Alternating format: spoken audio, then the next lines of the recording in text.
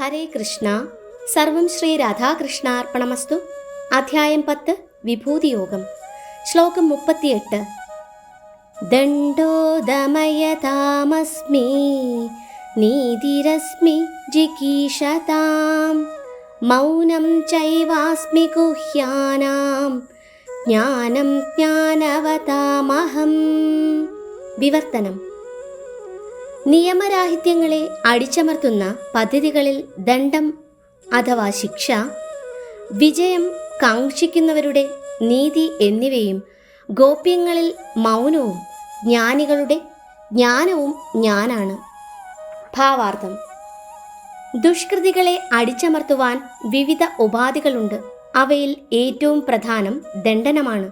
അധർമ്മികൾക്ക് എതിരെയുള്ള ശിക്ഷാനിർവഹണം കൃഷ്ണനെ പ്രതിനിധീകരിക്കുന്നു. പ്രവർത്തനങ്ങൾക്ക് വിജയമിച്ഛിക്കുന്നവരിൽ നീതിക്കാണ് പ്രാധാന്യം. ശ്രവണം, മനനം, ധ്യാനം എന്നീ അതിരഹസ്യമായ സ്വകാര്യങ്ങളിൽ ശ്രേഷ്ഠത മൗനത്തിനാണ്. മൗനം കൊണ്ട് അതിവേഗം പുരോഗമിക്കാം.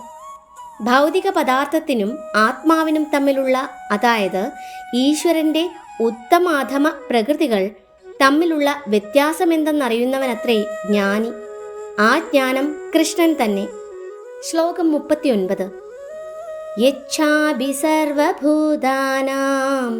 ബീജം തദഹമർജുന ന തദസ്തി വിനാ യച്ഛാന്മയാ ഭൂതം ചരാചരം. വിവർത്തനം. അലയോ അർജുന, സർവഭൂതങ്ങളുടെയും ആദി ബീജമാണ് ഞാൻ. എന്നെക്കൂടാതെ ചരാചരങ്ങളിൽ ഒന്നിനും നിലനിൽപ്പില്ല. ഭാവാർത്ഥം. ഏതൊന്നിനുമുണ്ട് ഒരു കാരണം. ആ കാരണം ആവിർഭാവത്തിൻ്റെ ബീജം കൃഷ്ണനാണ്.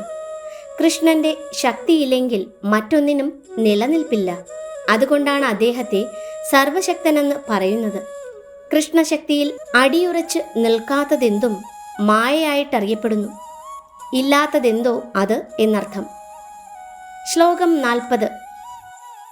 നാംദോസ്തി മമ ദിവ്യാനാം വിഭൂതീനാം പരം തപ ഏഷ തൂത്തേഷദഃ പ്രോക്തോ വിഭൂതിർവിസ്തരോ മയാ. വിവർത്തനം. ശത്രുക്കളെ ജയിക്കുന്നവനെ, എൻ്റെ ദിവ്യവിഭൂതികൾക്ക് അവസാനമില്ല. ഞാൻ പറഞ്ഞതാകട്ടെ എൻ്റെ അനന്തമായ വിഭൂതികളുടെ ഒരു സൂചന മാത്രമാണ്. ഭാവാർത്ഥം. വൈദിക സാഹിത്യങ്ങൾ പറയുന്നത് പോലെ ഭഗവാന്റെ വിഭൂതികളും ശക്തിവിശേഷങ്ങളും നാനാപ്രകാരത്തിൽ അറിയപ്പെടുന്നുവെങ്കിലും അവ എണ്ണിയാൽ തീരാത്തതാണ്. തന്മൂലം എല്ലാ വിഭൂതികളും ശക്തികളും വിവരിക്കപ്പെടുന്നില്ല. അർജുനന്റെ ജിജ്ഞാസ ശമിപ്പിക്കാൻ വേണ്ടി ചിലതിവിടെ ചൂണ്ടിക്കാണിക്കുന്നതേയുള്ളൂ. ശ്ലോകം 41. യത് യത് വിഭൂതിമത് സത്വം ശ്രീമദൂർജിതമേവ വാ തത് തത് ഏവാവഗച്ഛത്വം മമ തേജോംശ സംഭവം. വിവർത്തനം. വിഭൂതിമത്തും സുന്ദരവും തേജസ്സുറ്റതുമായ ഏതൊരു സൃഷ്ടിയും എൻ്റെ തേജസ്സിൻ്റെ ഒരു കണികയിൽ നിന്ന് ഉദ്ഭവിച്ചതു തന്നെ എന്നു മനസ്സിലാക്കുക. ഭാവാർത്ഥം.